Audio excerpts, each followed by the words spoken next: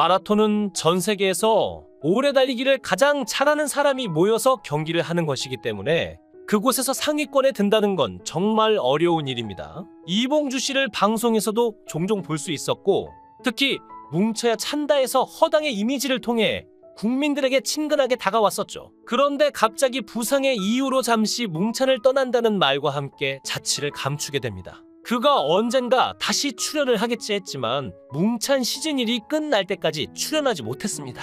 그리고 근황이 여러 소식통을 통해서 알려지게 되었는데요. 이유 없이 허리가 점점 굽게 되고 펼 수 없는 병이 찾아오게 된 것입니다. 이봉주 씨는 걸을 수조차 없어 휠체어를 이용하기도 한 근황이 전해지기도 했습니다.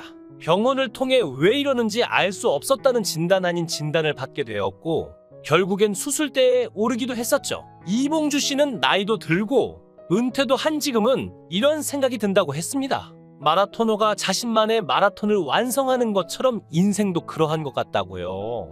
그는 마라토너는 순위가 결정되고 자신의 기록 경신에 실패한 후라도 레이스를 멈추지 않는다고 했습니다. 등수와 기록이 전부라면 금메달이 결정되고 기록 경신에 실패한 순간 레이스를 멈춰야 하지만 그런 마라토너는 없다는 것이죠. 그는 우리가 살면서 마주치는 수많은 작은 일들에 최선을 다하는 것처럼 마라토너에게는 레이스 하나하나가 그 작은 일들이고 완주는 그 싸움에서 자신을 완성해 나가는 과정이라고 했습니다. 그래서 마라톤의 진정한 승자는 1등이 아니라 완주자고, 지금 힘들지만 자신을 지켜보는 사람들이 있기 때문에 포기하지 않는다고 했는데요. 44번 출전에 41번 완주는 삶과 마라톤에 대한 그런 생각과 자세의 결과물이 아닌가 싶습니다. 마라톤은 대회 준비에만 3에서 4개월이 걸리기 때문에 1년에 2번 이상 출전하기가 힘들다고 하는데요. 44회 출전이면 22년 동안 한결같이 몸 상태를 유지했다는 의미입니다. 보통 마라톤 선수들이 평균 15회 정도 출전하면 은퇴하는 것에 비하면 엄청난 차이죠.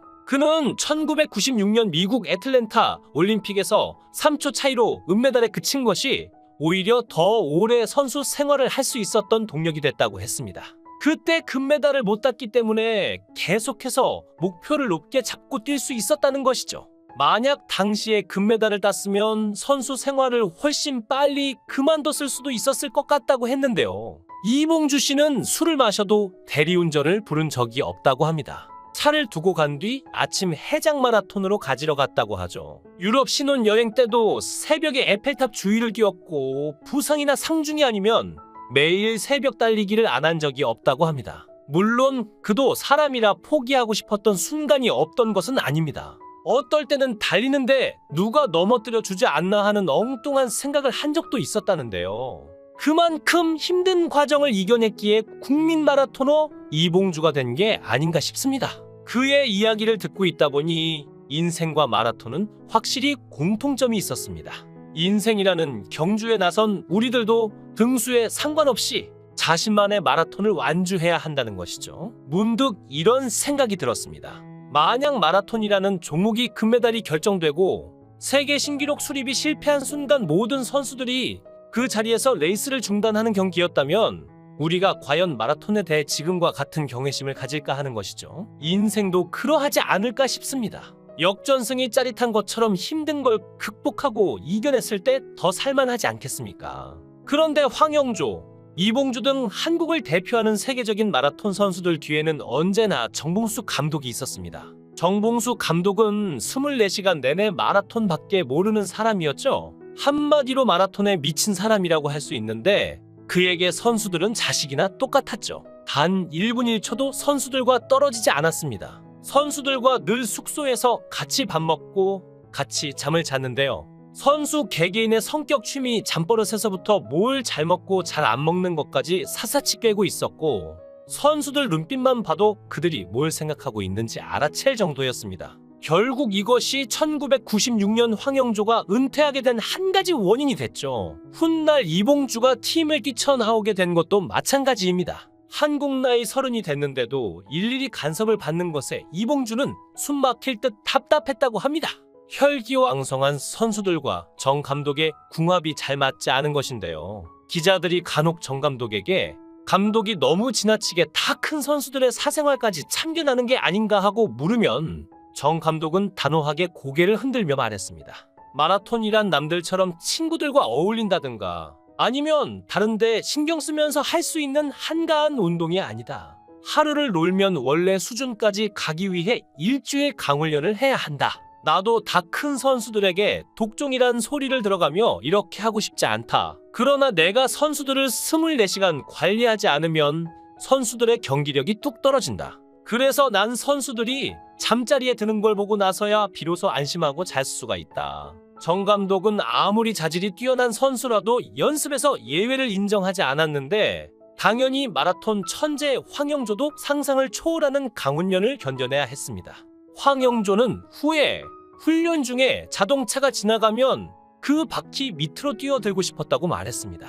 오죽 힘들었으면 이런 말을 했을까요? 정봉수 감독은 겉으로 말은 안 했지만 이봉주의 성실성에 내심 흡족해했고 평소 기자들과 이야기할 때도 봉다리 칭찬을 많이 했죠. 훈련에 임하는 이봉주를 보면 나는 아주 흡족하다 내성적인 성격 탓인지 모르지만 겉으로 드러내는 불만이 거의 없다. 훈련 자체를 즐거워하는 걸 보면 2000년 시드니 올림픽 때는 꽃을 피울 것 같다.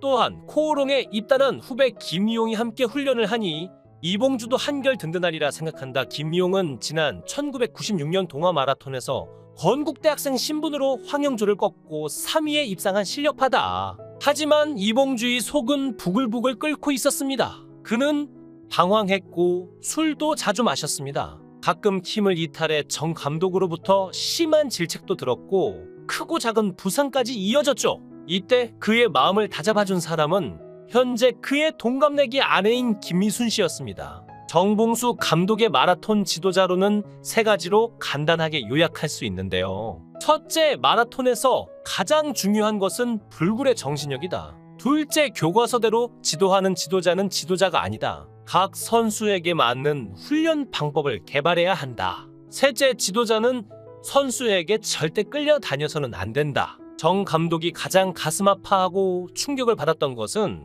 1996년 황영조의 은퇴와 1999년 이봉주가 자신의 품을 떠났을 때라고 하죠. 자식 같은 선수를 잃는다는 허탈감에 건강도 무척 나빠졌습니다. 하지만 그때도 정봉수 감독은 겉으로는 담담했습니다. 또 키우면 되지 뭐. 그 말뿐이었습니다. 그리고 임진소, 김옥빈 등 젊은 선수들을 뽑아 신발끈을 다시 조였습니다.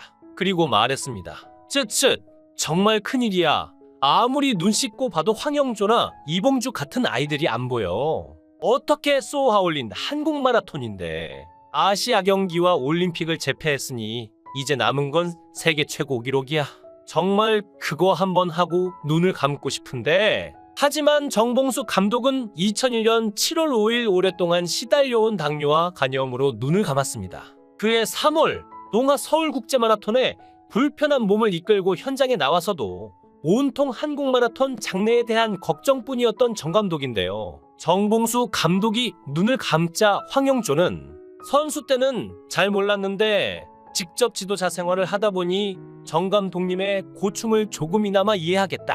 부모를 잃은 자식의 심정이다. 선수 때는 특유의 강도 높은 훈련이 너무 힘들어 도망치기도 하고 반발했지만 그 분이야말로 마라톤밖에 모르는 진정한 한국 마라톤의 대부였다고 말했죠. 이봉주는 마침 세계선수권에 참가하기 위해 캐나다 에드먼턴으로 떠나는 날이었는데 빈소에 들러 한참 동안 고개를 숙이며 뜨거운 눈물을 흘렸는데요. 이봉주 선수는 더 좋은 선수로 성장해 찾아뵙고 싶었는데 이렇게 갑자기 돌아가시다니 면목이 없다. 나로 인해 건강이 악화됐다고 들었는데 정말 죄송하다. 정 감독님은 무명인 내가 세계적인 선수가 될 수 있도록 기틀을 마련해 주셨다.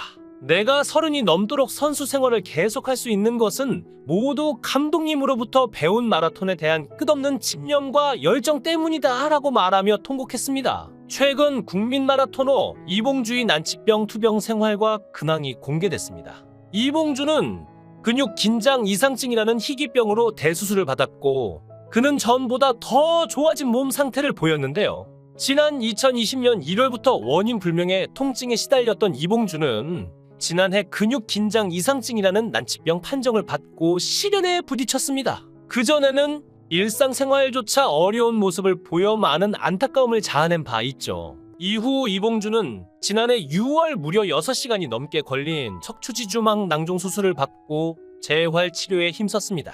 재활을 위해 입원 치료를 받던 이봉주는 아직 100% 좋아지지는 않은 것 같고 1년 넘게 계속 이런 상태로 지냈기 때문에 한 번에 낫는 게 아니라 재활도 해서 차츰차츰 좋게 만들어가는 과정이 필요하다고 하더라고 설명했는데요. 수술 후 약 7개월 뒤 이봉주는 병원이 아닌 집에서 재활 치료를 이어갔고 이봉주가 하루도 거르지 않고 집에서 재활 치료를 할 수 있었던 이유는 바로 내조의 여왕 아내 김미순 씨 덕분이라고 감사했습니다. 운동문외한이었던 아내는 남편을 완치시키겠다는 목표 하나로 재활 치료와 운동법을 독학했다고 하는데요. 아내의 정성 덕분인지 통증 때문에 잠을 제대로 못 잤던 이봉주는 점점 잠도 잘 수 있게 됐다고 합니다. 이봉주는 아내에게 이런 도움을 받으리라고는 전혀 생각지도 못했고 생각하기도 싫었다. 아프기 전에도 나는 누구보다 의지가 강하고 건강한 사람이라고 자신 있게 얘기했는데 이렇게 되다 보니까 늘 아내에게 미안한 마음뿐이다라며 애틋함을 드러냈습니다. 이봉주 선수가 하루빨리 쾌차에 힘차게 달리는 모습을 볼 수 있기를 기원합니다. 영상을 끝까지 시청해 주시고 귀한 시간 내주셔서 대단히 감사합니다. 구독, 좋아요 꼭 부탁드립니다. 더 좋은 영상으로 보답하겠습니다.